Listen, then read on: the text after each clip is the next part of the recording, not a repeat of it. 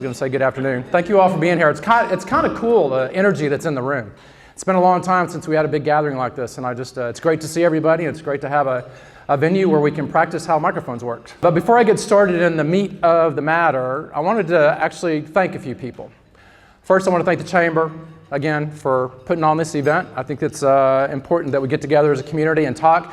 I am going to ask for questions later, and if you don't ask me questions, I'm going to come tap somebody on the shoulder and just give you the microphone and let you talk for a while. But another group I wanted to thank really is City Council. If you don't know your council member, you should. Put them up here. Hopefully you know what district you live in. It's interesting how many emails I get that start out, I don't know who my council member is. I guess that's hard to find on a map, but this is a group of volunteers, frankly. And I think a lot of people don't realize, and sometimes we forget, that it's a volunteer group that got in this role because they care about the community. They want to get in this role to try to do something and help the city move forward. And I'm deeply appreciative of every single person on council. I think that we have some pretty good discussions about a lot of different topics. We don't always agree, but we walk out of there respecting the decisions that are made. And I couldn't be more pleased with the council that we have today. There's another group that's important that you don't always see, and that are these boards and these commissions. Planning and Zoning, Historic Landmark Commission, a brand new and Design Review Committee. You can read the list, I'm not going to read that to you. Another group of volunteers that frankly are an extension of the government that are very important to our community in terms of how things work. For those of you that are developers, you might roll your eyes a little bit on the Planning and Zoning Commission because that's a difficult process to get through sometimes. I get that. I'll talk more about that later. But it's an important process, and it's important for how things get done in the city. Historic Landmark Commission is an important part for a community like Bernie. I can tell you about why every single one of these boards up here and commissions is extremely important, and they're all volunteers, and they actually have longer terms than I do as mayor. You go on Planning and Zoning, you're on there for 4 years to life. I just have to do this 2 years at a whack, which is easy. Anyway, I just wanted to thank that group because they're very, very important to me. So let's get on with it. We're talking about the state of the city. You all watch State of the Union, and so let's get the punchline out there, right? The state of Bernie. Bernie's an awesome place, the best place in the country to live as far as I'm concerned. We have great financial stability, has been proven by the rating agencies year over year. 33 years in a row of excellence in financial reporting. We have a great staff that does everything. How's the state of Bernie? The state of Bernie's financial situation, rock solid. The state of Bernie, I think, is awesome. So let's just start right there. Is it perfect? I'll spend the rest of the time telling you why it's not perfect. How's that? Because there's things that we need to continue working on. So what happened this past year? Last time we were together as a group, ironically, was January 2019. Feels, well, in dog years, that was 14 years ago. And I talked about several things. I talked about my top 5 priorities. I talked about growth in the community. I talked about affordable housing, what a complex topic that is. We talked about PASA, P-A-S-A, the consulting group that has worked with the school district for a number of years, and their forecast for growth. We talked about the impact of growth. That was January 16th. And then, right, what happened? This is the way, I found this graphic, and this kind of summarizes how I feel about last year. For those of you that know me, I'm a car guy. And I think that's kind of how it felt last year. Well, it literally felt like that in February of this past year. But at least the wheels didn't come off. Didn't always keep it between the lines, but that's about how it felt on a day-to-day basis sometimes last year. And this year, right? So what do we do? Well, we dealt with COVID. Nobody was prepared for that. You hear people talk about it all the time. An interesting thing, one of the things I talked about at the very end of last year's briefing was how important it is to get the community engaged. I was talking with a couple of folks earlier today, and I think COVID was an interesting thing in that it did create some different forms of engagement than we were accustomed to. Very different way of interacting with each other. We had to deal with it, and we had to keep running the city, right? We went through the elections this last year, and they're over. The elections are over. Interesting, the elections themselves really don't have an impact on us directly. But the reason I put that up there is what happened through this past year with COVID and those elections is sad. It's interesting to see what has happened to our civility in this country and this community, frankly. You don't get to see some of the stuff that I have to see and some of the emails and other things that I get and stuff that I watch on social media, not because I want to. It's interesting to see what has happened across the country as a result of those two things. And you know, I still see those Bernie gone forever signs, and I hope that doesn't mean the character of who we are, but I think I've seen a lot of stuff even in our community that came out of those two items that I don't like. And I hope we can get back to civility. I hope we can get back to being a strong community together, because that's what makes us who we are. And that third thing, that Snowvid thing, do any of you live in Fair Oaks by any chance? For those of you in Fair Oaks, you didn't have it as good as those that lived in the city limits of Bernie. We never lost our power, and we didn't lose our water. But in Fair Oaks, some of you went without water for 7 days. Is that right? I know that's true because I heard about it. And people have said, well, how come we didn't have any problems in Bernie? I said, because they have a cool mayor. It's because we have an incredible staff. And there's some incredible planning that went into not planning for an event like Snowvid. It's because of the work that's been going on for the prior decade, frankly. And we happen to be on an important grid with CPS, who is our provider. Thank God we have some fire stations and hospitals that are on the same power lines that come out to us. They couldn't turn them off. Not because of me, it's because of Mike Mann. But we didn't lose our water, came close. We were communicating pretty regularly with people what was going on, but I think we handled that very, very well. Again, there was no playbooks for any of these events that are up there. You kind of make it up as you go, and you get a lot of input from a lot of folks. My wife is here. She gives me input every day on how I can do things better.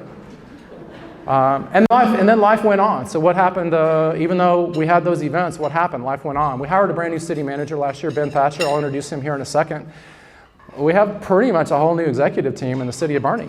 Lots changed in the last 2 years in terms of that. We finished the Unified Development Code. I'll talk more about that. We did our first ever citizen survey. The results out of that are actually fairly positive. I mean, people feel like that we're better than other communities around here for sure, and we got some good feedback out of that, but the survey was good. And we started this thing called bond meetings, Bernie Open Neighborhood Discussions. That's where we get developers who are thinking about doing something in a community. We pull in that community and we do kind of a town hall is really what that is. They've turned out to be pretty cool, where we get people engaged in the process of what's going on inside your community. A lot of good things happened last year. And I could go on and on and on, which I will later, but I thought I'd go on to introduce, if you haven't met Ben Thatcher, he's right here. I'm gonna ask him to come up in a second. But some of the brand new folks in brand new positions, right? We have a new fire chief. We have 2 new assistant city managers. We have a new HR director. We have a new communications director and a new finance director pretty recently. And you all saw that Chief Kohler has announced his retirement, so there'll be a new police chief very soon too. A lot of changes going on at the city. That's not a bad thing. A lot of these people have been with us for 30 plus years that have left recently. But I thought it would be good for you guys to hear from Ben also, because not everyone's had a chance to meet him. So Ben, I'd like you to come on up and let Ben say a few things about the city and the city staff. Good afternoon, everyone. I wanted to start off by telling you it's been nothing but an absolute joy and bliss this last 18 months for my family and I to be down here in the Bernie area. I like the mayor's graphic video of the fishtail in the car, because I'll tell you, a lot of last year, if you had a conversation with me, you're asking how things are going, I probably told you I felt like I was white knuckling a steering wheel, going through COVID, especially the winter storm Uri.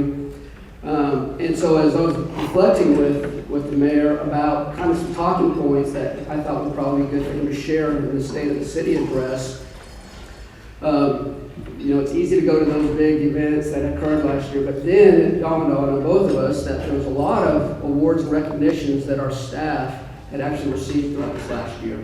And I just wanted to take a brief moment to just show my pride to you guys for the staff that I do have, and the great work that is occurring day in and day out here at City Hall.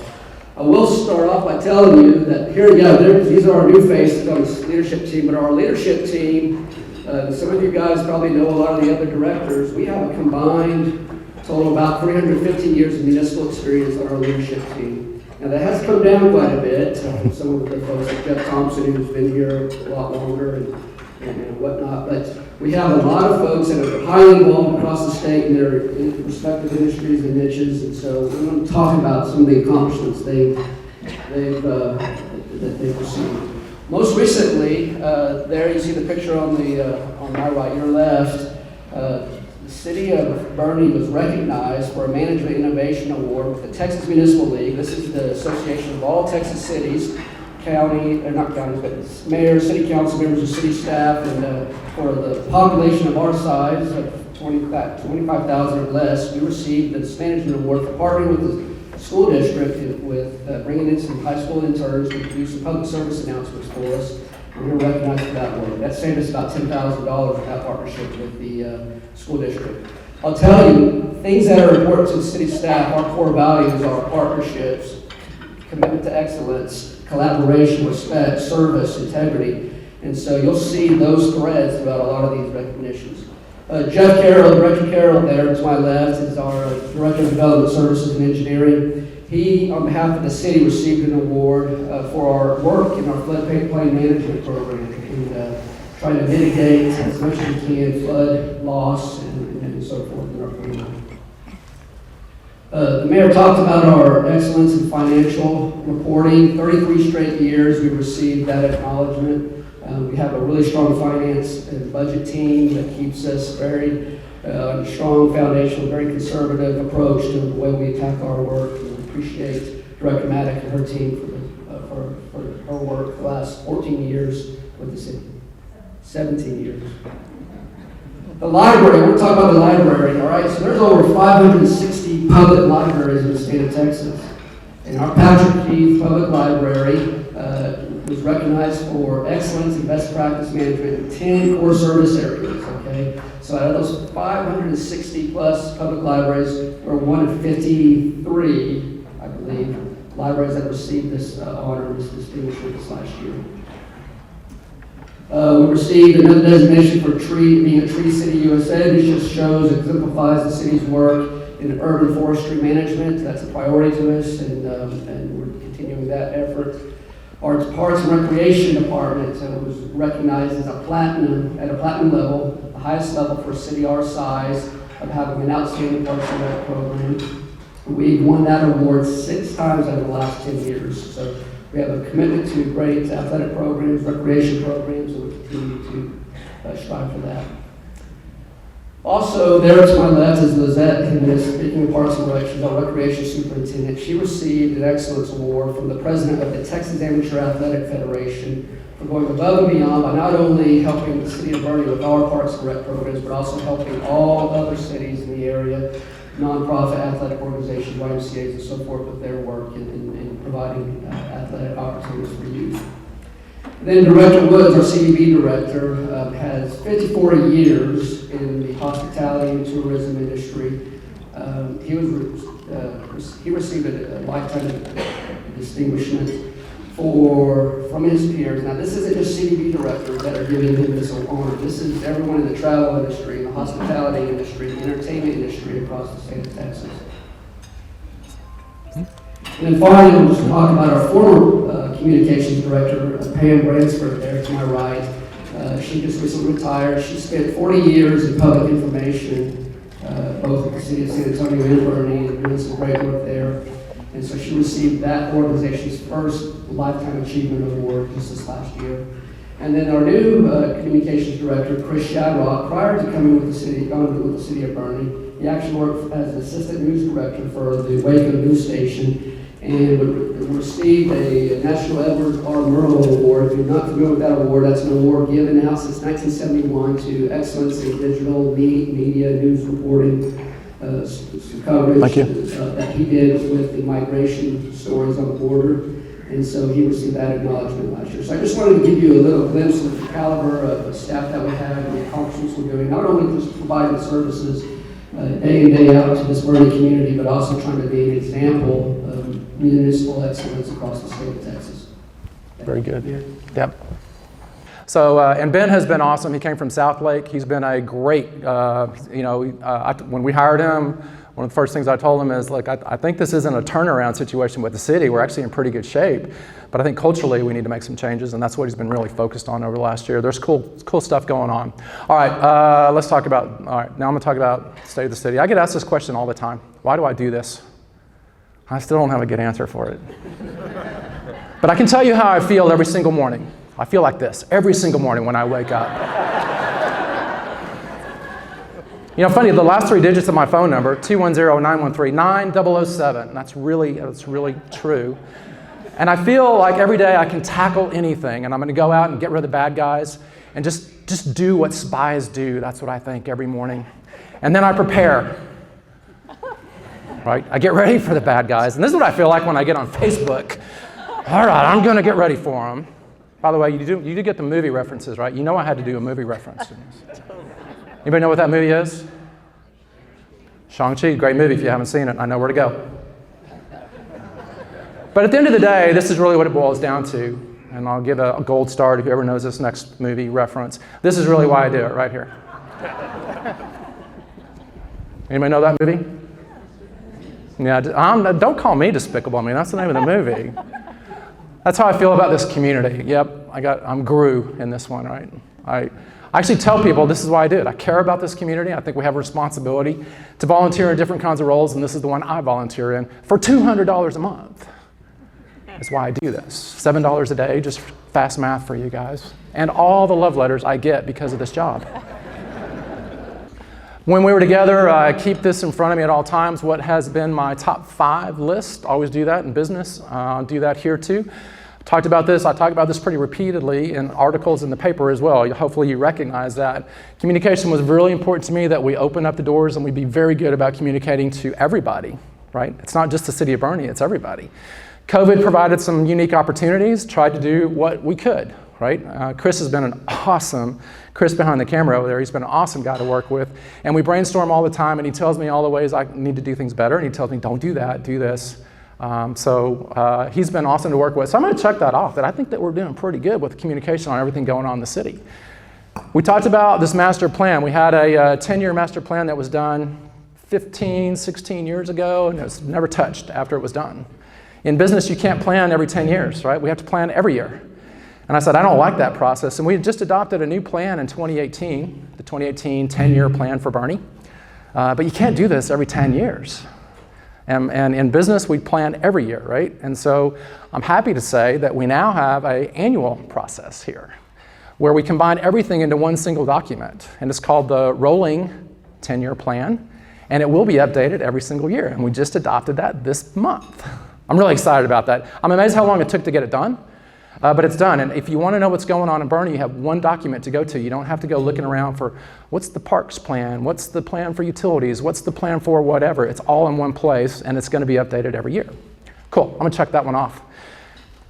By show of hands, how many people think we don't have a transportation challenge?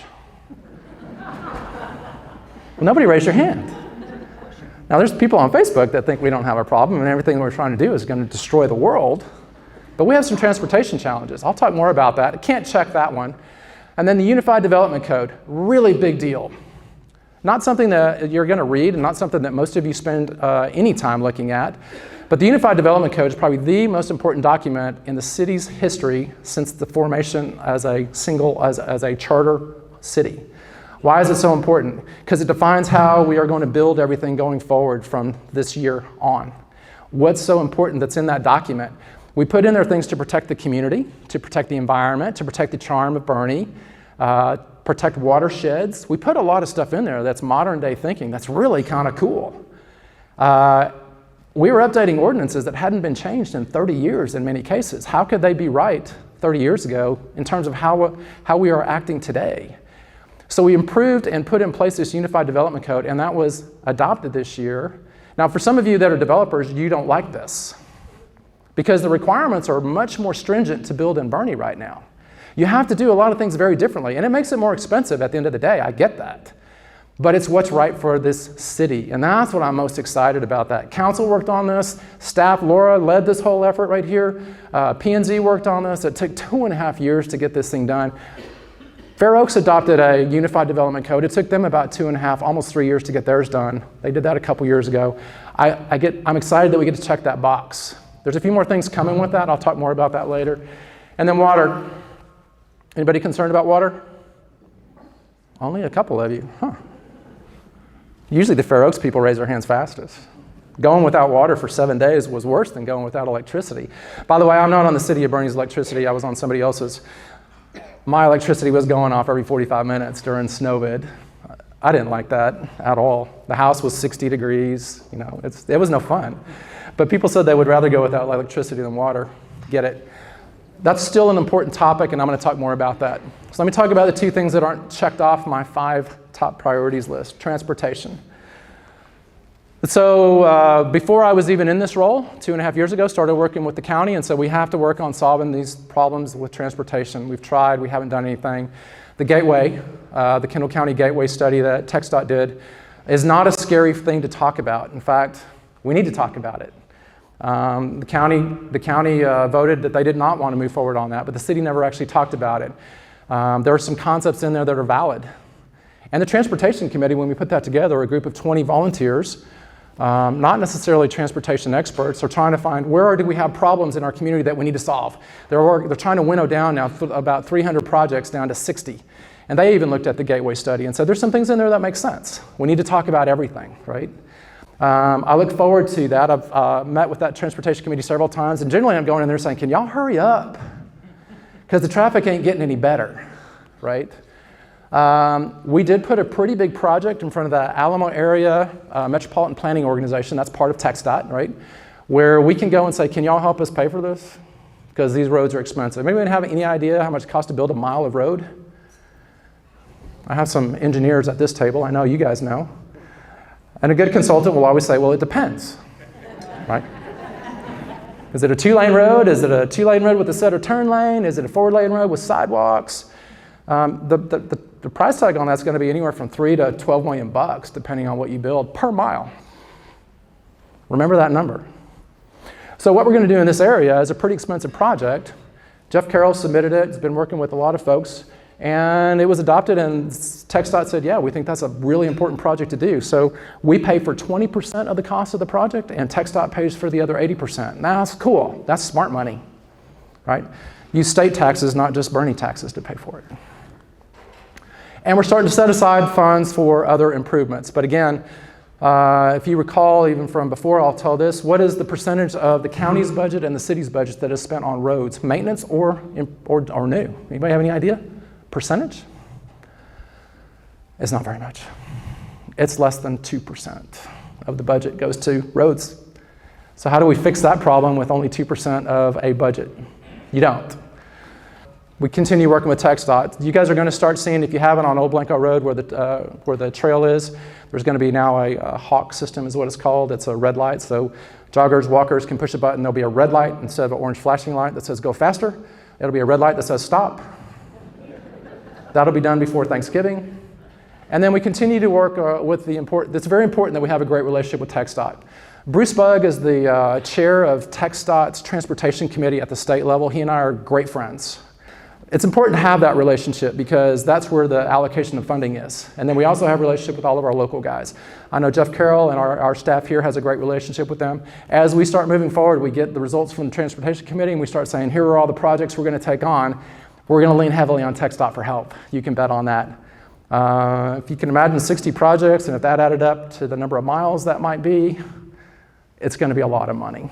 So we have a long ways to go. Transportation Committee is supposed to get us something by the end of the year. And then we'll start prioritizing that. But I'll tell you this, I've got to do all these references, right? We are going to fix it. I'm not going to back down from this topic. And I don't care what the online trolls want to say to me about transportation. We have challenges and we need to fix them. And that's one that I'm pretty deadly intent on getting at least a plan in place. By the way, if we do define some roads that need to be done, how long does it take to go build a road? You guys know it never stops, right? Some of the roads that we've talked about building, even just short little quarter bypasses, would take 5 years. So I'm not going to be here during the whole process. Let's just get the projects lined up is really what I want to get done. Okay, let's talk about water. Who gets the Dune reference? Has anyone seen Dune? Ben, why did I put dune up there? Water, yeah. If you have, it's pretty corny, right? But dune's pretty good. I know where to go see it if you want to go. Water is the key, right? That's the whole key of the movie. It's all about water, and that's the most critical resource that we have. We have a water committee. Patrick Cahoon is chairing that, and we pulled in a group from across not just the city of Boerne, anybody that has anything to do with water in our community. We have Fair Oaks there, we have Cow Creek Groundwater Conservation District, we have Texas Water Development Board, folks from Austin, we have other water utility companies in the area. And my view on this is a community problem, right? Because where do we get our water? 3 places. We get it from Boerne Lake, we get it from underground, we get it from Canyon Lake. But everybody gets water from underground, not just the city of Boerne. And as when I talk about population, this is still a really important topic. I'm looking forward, they're going to be bringing some recommendations soon. I asked them, with council support, we asked them to focus on 2 things, conservation and consumption. So conservation, what can we do to be smarter in our use of water and not use as much on a per capita basis, right? And there's a lot of things that we can do. As a city, there's a lot of things that we can reward and incentivize, like don't let your sprinkler on when it's raining.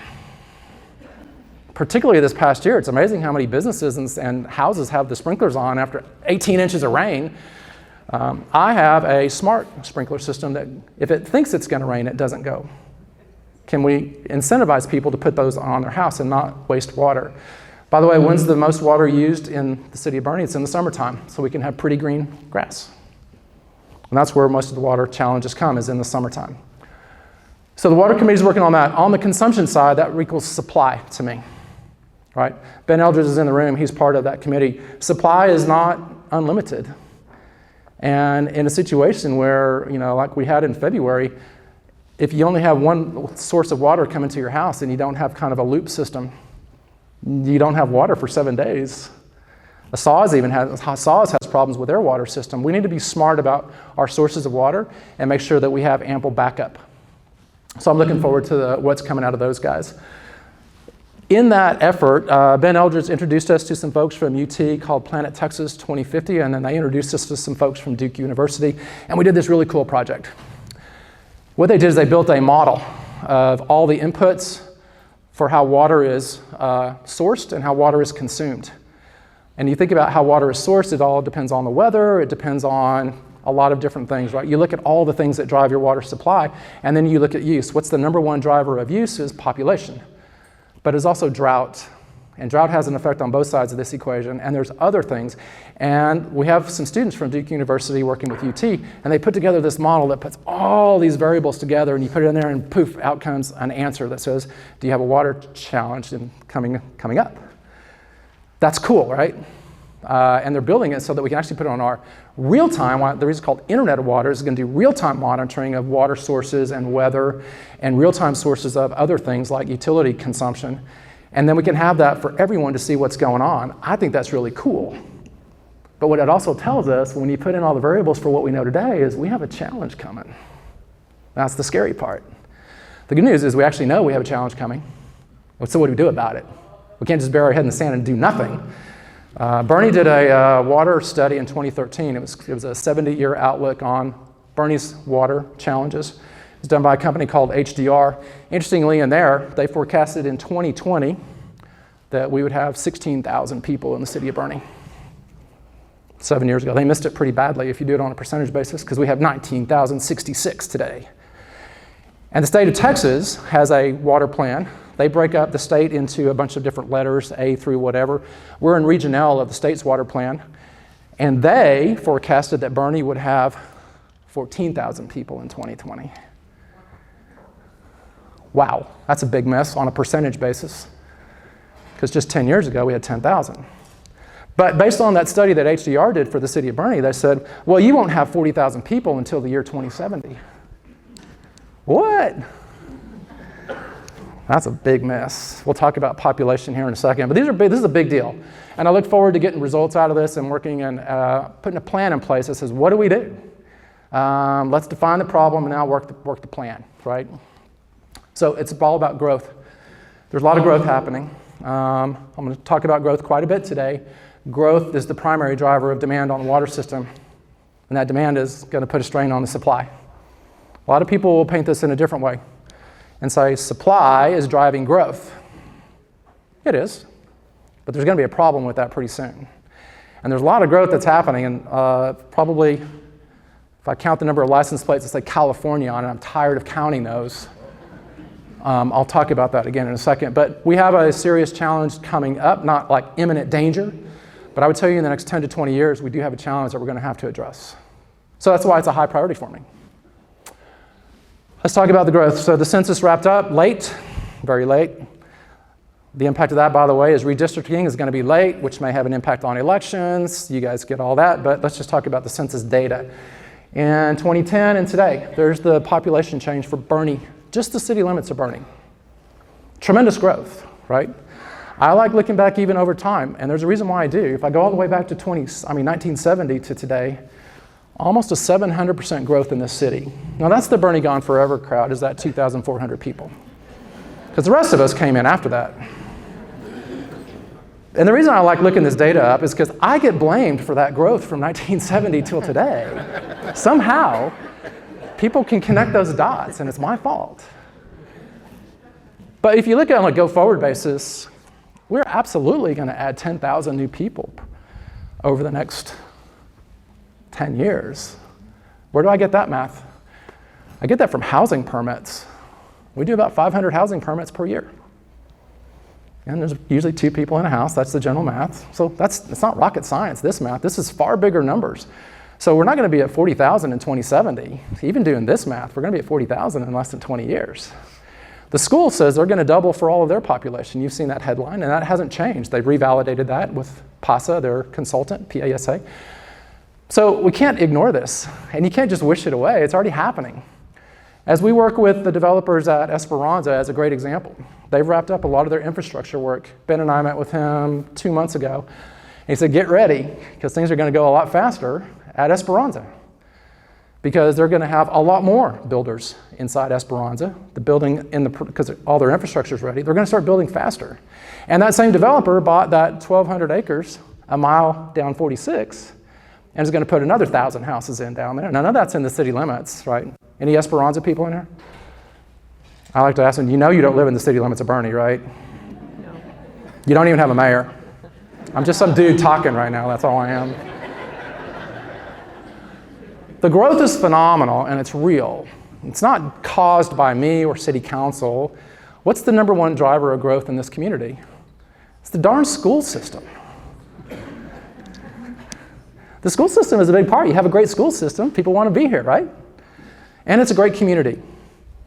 Generally, I would say generally speaking, mostly speaking, everybody's pretty good. There's a few people that, but they're online too, I don't really care. So recently I spoke at a thing called Hill Country Alliance, talking about what is Boerne doing to address all this growth. I talked about what we're doing on Unified Development Code and why that's so important that we address all these environmental concerns and we put in place a way to preserve the kind of culture that we have in Boerne from a housing and a building standpoint. That's what the UDC did for us. And so I met a gentleman named Roel Lopez, and he shared some interesting data that I did not know. I'm going to wow you. These are not my slides. You'll see why I say that in a second. But he said, look at what's going on in Texas, right? Texas is expected to double between now and 2050. That's why they had a project at UT called Planet Texas 2050. How do you plan for that kind of growth, and how do you plan for resiliency in your environment to accommodate that growth? They're looking at everything from utilities to water to schools to whatever. So if you look at that little devil's triangle there, we're in it, right? We're in the corner of it. Those are the fastest growing counties, and the fastest growing part of Texas is right here. That's why and how many people per day? It's, you'll see in a second, 1,200 people a day moving to Texas. 800 from California. If you're from California, you have to raise your hand right now. And generally, they always say, and we're not those kind of Californians. That's usually what comes on after that, right? Yes, you are. So at a state level, so Roel works at A&M. He's a researcher, and he's looking at what's going on. And where he took this is not just population growth. It's this next 3 slides that are killer. The undeveloped land, as he calls it in Texas, is about to go through a seismic change. Seismic. right? With everything that's going on, and 1,200 people coming into Texas every day, where are they going? Well, they're coming into that triangle, but what's happening to the undeveloped land in Texas? We're about to go through something over the next 10 years that's unprecedented, and it scares the dickens out of me. You guys know what it is. Now, all you realtors, you're all licking your chops, wiping your chins off. I know what you're doing. Developers are doing the same thing. It's like, oh, this is opportunity. 56 million acres of land is going to be transferred from that generation to this generation. 1/3 of the land in Texas. That scares me. There's that song out there by Luke Bryant. You know the one. Buy Dirt. Have y'all heard it? I still listen to regular radio. I'm an old guy. Yeah. There's a song out there. He just says, you can buy a lot of things, but you better buy dirt now because there ain't going to be much left, right? So let's talk about what that means. The average Texas landowner is 65 years old, mom, pa kettle. I tried to get a picture of Darrell Lux, but he wouldn't let me do it. Sustaining our land infrastructure, this undeveloped land, as it starts to transfer hands, who's it going to? Right? Who's buying the land? Hey, Ross. It's going to this group. This is not my slides. It's going to a group of people who moved out of rural America. They moved to go get educated and go get a job, and they moved to urban America. They don't want this land. How many of you have heard this story? Right? The land gets transferred to them. They can't afford the taxes. The land gets transferred to them. They don't care. They didn't grow up. They don't care. I'm talking to a guy at my office. His dad is a friend of mine, has a bunch of land.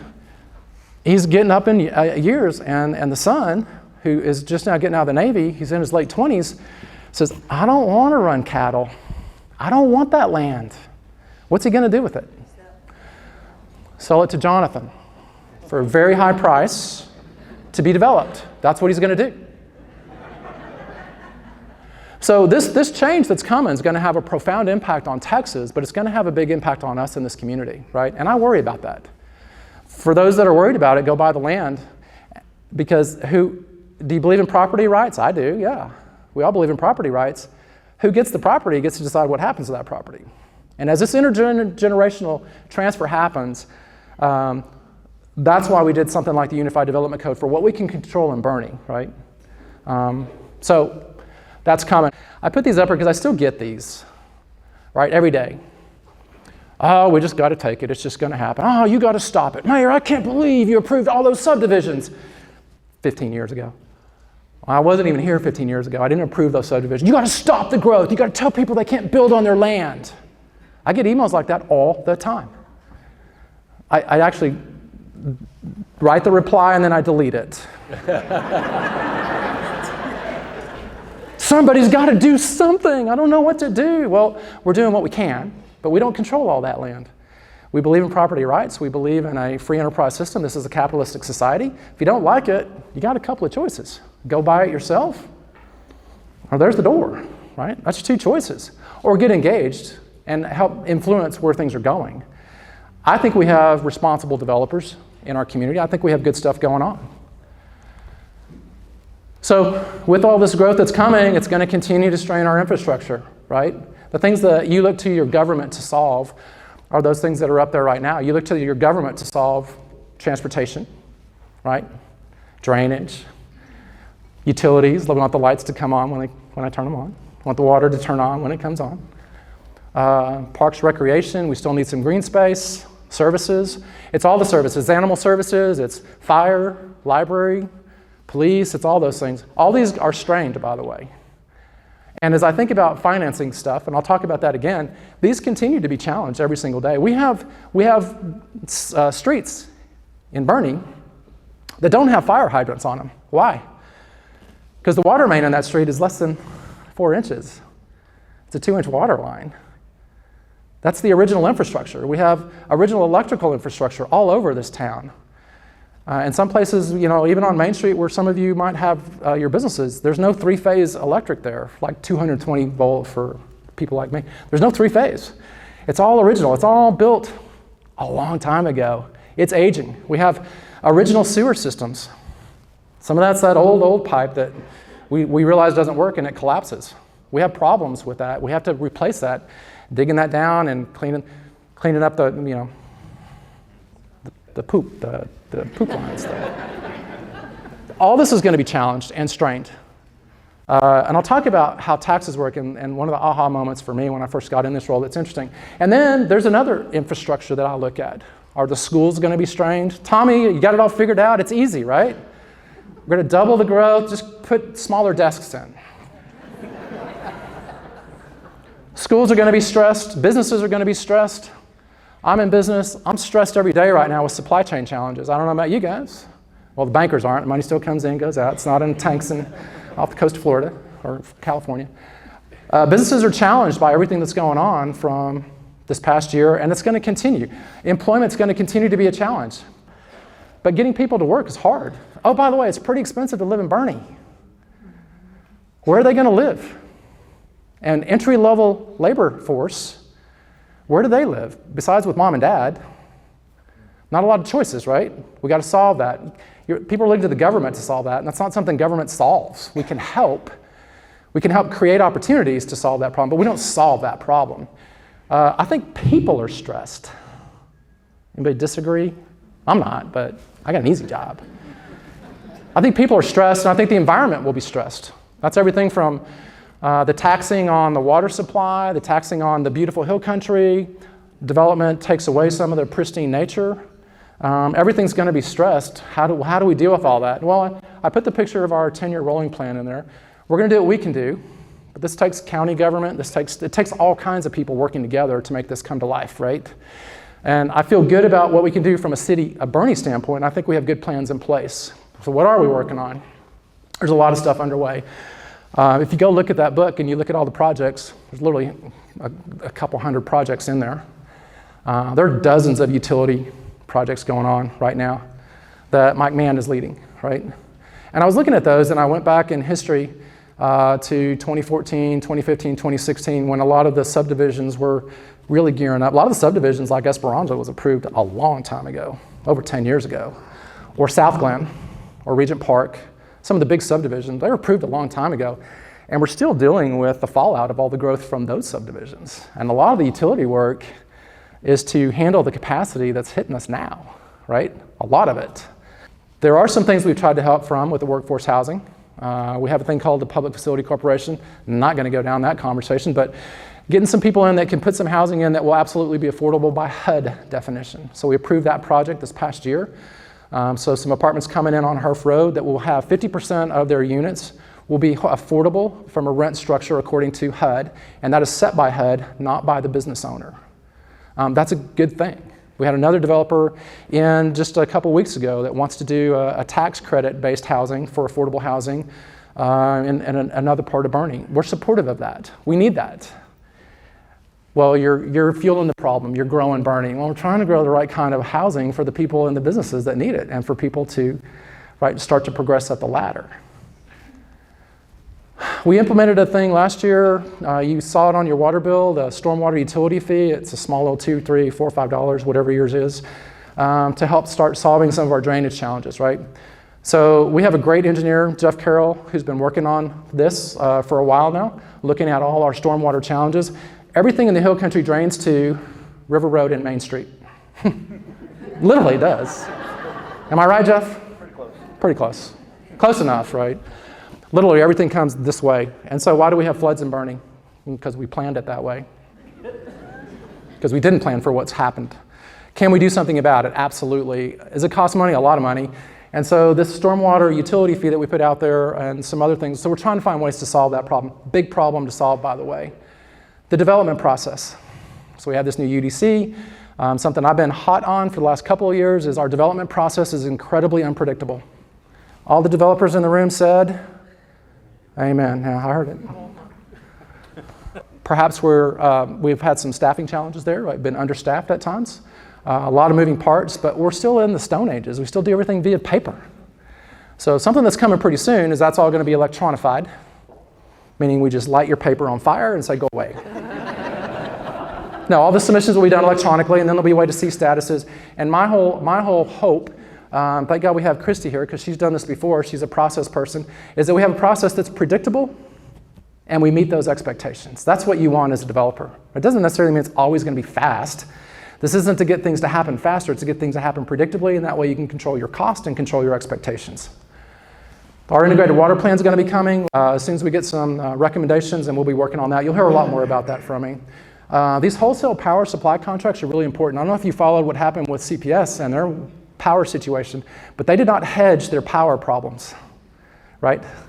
And they were getting hit with incredibly expensive electricity during Snowvid. We did not. We had some smart people who hedged that stuff. We're in great shape all the way through 28. Great collaboration with a lot of people. And we continue to do all the things that create good quality of life. There's a lot of good stuff going on. There's not enough good stuff going on.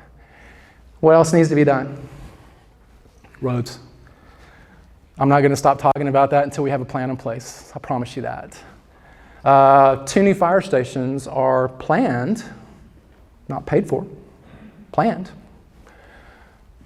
People still want more park space, more green space. People want us to acquire land for future use, and we are. In fact, we acquired just about an acre of land recently at an absurd price. So we're getting land at the absolute wrong time, right? The old adage, the best time to plant a tree was 50 years ago. Well, the best time to buy land was definitely 50 years ago. It's not today. We're working on stormwater drainage remediation, but that's going to be very expensive. That's going to be millions of dollars in solutions. Utility infrastructure modernization, I talked about that. Expansion, there's things that we have to do because we are obligated to do that. Wastewater treatment plant, that thing was built for the future in mind, but we're getting close to the threshold where we have to do the next expansion, $20 million. That's my number, not your number. Close to $20 million. Library is talking about expansion. Kelly and her advisory board are saying, how do we make those services available to everybody? My favorite topic. And then we're also working with EDC on this incubator concept. How do we help businesses start in Boerne that are high-end businesses? What do we do there? Amy Story and Justin are working on something pretty cool there, and we're going to work with them on that. Anyway, how do you pay for all this? So here's the interesting thing about taxes, and for business people, you're going to get this. Less than 15% of our annual budget is discretionary, meaning I can work on all the projects I just put up there. That's $1.5 million, maybe $2 million. And I just showed you tens of millions of dollars of projects, did I not? And we don't have the roads projects on there. How do we pay for all this? That's the big challenge in my mind. Well, we'll leverage the state when we can. But the state's only there for certain kinds of things, and they aren't going to help us with all of our problems. By the way, cities work with the taxes that we get ad valorem taxes in arrears. Right? We get it after somebody moved here. So the taxes that we get are really to pay for the past, not to pay for the future when you really get down to it. And that's the challenging part about city government. It's not a pretty picture. There's smart debt. We're about to refinance $25 million of our debt, and we're going to get it at 2%. But there are ways to do debt that's smart, and I think I was trying to go there a year and a half ago, and then COVID hit, and we didn't know what was going to happen with COVID. We didn't know if we were going to fall apart at the seams. I was actually wanting to do something about this last year. Couldn't because of COVID, but there's a big appetite on city council to look at more debt on the city side to take care of some of these long-standing problems from a project standpoint. You'll hear more about that, and I expect us to do something next year. And then we can mess around with taxes. Right? But taxes are really not a tool for us to fiddle with. Property values are going up. People complain about that as it is. Our tax rate has not changed. Taxes have gone up because your property values have gone up. And you love that when you sell it. You gripe about it when you pay it every year in between. But taxes is not a place that we look at as a place to go solve our financial problems. It's really going to be the smart debt. Okay, so how do we do all that? That's really the big question, right? We continue to work together. We lay out plans. And then we find ways to work each project. We break things down from big, massive problems into small problems. And then we solve a problem a little bit all along the way. That's what we have to do. But we have to make progress on all these important issues. And it's about all of us working together. It's about the county. It's about the city. It's about the school. I even put Fair Oaks up there. Even though they're far away from a mileage standpoint, we work very closely together with them on everything from their water challenges to other things. It's about this group on the bottom, everything from nonprofits to governmental bodies, important groups of people that we all have great relationships with that are going to help us go forward. So here's the ending slide. The challenges continue to be very clear to me. They're crystal clear, and they get clearer every day. And as we get the road solutions identified and we start to prioritize, then we got to pay for them. Great. I know how to solve that problem. I know it's coming. We're going to get that put in place. I get excited about fixing those problems. Then we got to educate everybody and tell you why this is important. We got to shut down the naysayers and the negative Nellies online. They're not productive. They're not productive members of our community, in my opinion. Especially the really negative ones, and I can name them. Like I could. Because there's about 5. They don't represent our community. You all represent our community. We need to be the voices that are heard in this community, not the negative Nellies. So it's about community engagement at a meaningful level. You know, I make fun of the online trolls because that's what I do. But community engagement is about you guys being involved also at meaningful levels. It could be volunteering on P&Z, it could be helping us think through solutions, it could be giving us money. I'm kidding. It's really about all of us working together, right? That's what makes this community so powerful, in my opinion. We do work well together. Everybody knows just about everybody, right? And if they don't, they know somebody who knows everybody. Russell Knoll knows everybody, for example. So I think that's our biggest challenge, is getting people engaged and keeping them engaged and getting the solutions in place. How do you do that? You can stay informed. I put those things up there. Hopefully you guys read one or both of our great newspapers. I put articles in them every month just to talk about what's on my mind. And I try to talk about meaningful things there. I don't want to talk about just motherhood and apple pie. I think we need to keep the community continually educated because these are not top of mind for most people. When I got in this role 3 years ago, I had no idea how city government worked. I like to think I'm a pretty smart guy, and I didn't get it. And after being involved, I finally understand, it's complex. How the city works, how the county works, how they work together or don't, how they work together with the state. It's a complex picture. Things take a lot longer than I'm accustomed to in my business life. I've had to temper my frustrations, but we're making great progress and we're going to continue doing that. And I look forward to talking about this again next year and saying, here's the things that we've made progress on in the past year. We have a great staff. I think we have a top tier staff working on everyone's behalf. They care deeply about this community. And I love working with them. And they have great personalities too. So I know dinner's coming. I did put this slide up. The agenda is that we're supposed to take a break. You guys are going to eat and think and ask hard questions after, but that didn't work very well last time. I thought I'd just see if anyone had a question on your mind right now that you want to ask.